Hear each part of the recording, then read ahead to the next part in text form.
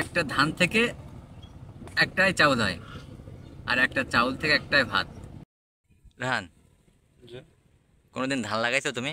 না, কোনোদিন যাওনি বিলি? কোথাও কোনোদিন না। তো এই জানো তুমি যে এই ধানের পিছনে একজন কৃষক কত কষ্ট করে? তা বলে শুনি এই ছাড়া আর কি। তুমি দেখোনি কোনোদিন যে আসলে ধানগুলো কিভাবে কি করে একজন কৃষক? সে তো দেখছি। কৃষকের আসলে কতটা কষ্ট হয় ধানের পিছনে, সেটা রাহান আমি তোমার শোনাবো। বলো শুনি। তাহলে শোনো, একজন কৃষক কতটা কষ্ট করে একটা ধান একটা ধান থেকে একটা চাউল তৈরি করে। একটা ধান থেকে একটাই চাউল হয়, আর একটা চাউল থেকে একটাই ভাত। আমরা যে এত ভাত নষ্ট করি, কিন্তু আপনি জানেন আসলে একটা ভাত তৈরি করতে কৃষকের কতটা খাটনি হয়? যারা মাঠে কাজ করে তাদের কষ্টটা আপনারা অনুভব করতে পারেন না। আর আজকে আপনাদের শোনাবো একজন কৃষক কতটুকু কষ্ট করে একটা চাউল বা একটা ধান উৎপাদন করে। এই যে বীজতলাটা আপনারা দেখতেছেন, এই বীজতলাটা তৈরি করতে কৃষক প্রথমে এই জমিটা চাষ করেছে। চাষ করে এর ঘাস মাটিতে, তারপর মই দিছে, জমিটাতে মই দিছে, সার দিছে, গোবর দিছে, দিয়ে জমিটা তৈরি করেছে। জমিটা তৈরি করার পরে ধান ছিটানো হয়েছে। তার আগের একটা কাহিনী আছে। ধান ছিটানোর আগে ধানটাকে আমরা কোলা বলি আঞ্চলিক ভাষায়, কোলা বের করে নিতে হয়েছে। তার জন্যে শুকনা ধান বস্তায় করে পানিতে ভেজানো লাগিয়েছে 2 থেকে 3 দিন। তারপরে সেই ধান থেকে কোলা বেরোলে কোলাগুলো ভেঙে ভেঙে এই জমিতে ছিটিয়ে দেওয়া হয়েছে। সেইখান থেকে কিন্তু এই পাতাগুলো হয়েছে। এই পাতাগুলোর পিছনে এই কাহিনী, এই যে এই পাতা হয়েছে, এখান থেকে এই পাতাগুলো রুইতে হবে। রোয়ার পূর্বে যেখানে এই পাতাগুলো রুইতে হবে সেই জমিটাও চাষ করতে হবে।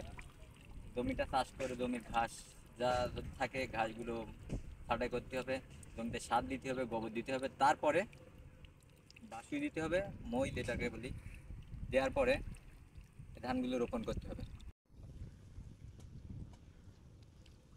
এই ধান এই ধান এখানে রোপণের পরে কিছুদিন পরে এই ধানগুলো কালো হয়ে যাবে, মানে ধানের শিকড়গুলো মাটির সাথে লেগে যাবে।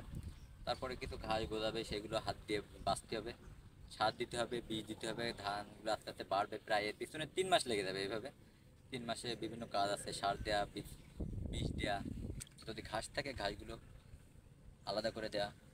এরপরে যখন যখন ধানটা মানে ফুলবে, তখন আবার স্প্রে করা। স্প্রে করার পরেই ধানটা ফুললো, পাকলো, ধানটা কাটতে হবে। ধান কাটলাম, কাটার পরে এটা খামারে নিতে হবে, নিয়ে মাড়াই করতে হবে, সেটা নিয়ে আলাদাভাবে আবার তা থেকে ভুসি আলাদা করতে হবে। মানে আমি তো শর্টকাটে বলতেছি, এগুলো এগুলো কিন্তু লং প্রসেস, আর এর পিছনে একটা কৃষক সর্বক্ষণ লেগে থাকে। ধান লাগানোর থেকে শুরু করে একেবারে মাড়াই করে রোদে দিয়ে কিছুটা ভুসি যেগুলো থাকে সেগুলো আলাদা করে ঘরে নিজের গোলায় নেওয়া পর্যন্ত এর পিছনে অনেকগুলো কাজ থাকে। সেগুলো কৃষক কিন্তু নিজে অন্য কাজগুলো পাশাপাশি এগুলো করে থাকে।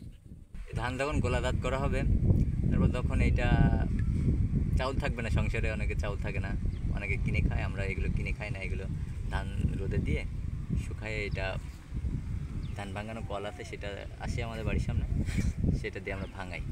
ভাঙানোর পরে সেটা চাল হয়। চালের পরে সেটা আবার আমার বাড়িতে যারা আছে মহিলারা, ওনারা এটা গুলা দিয়ে ধেড়ে তারপরে একটা চাউল বের করে।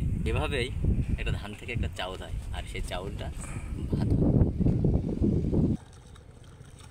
এটাই হলো কৃষকের ধান উৎপাদনের কাহিনী। আর একটা মজার বিষয় হলো, এই ধানের কিন্তু কোনো অংশই ফেলনা নয়।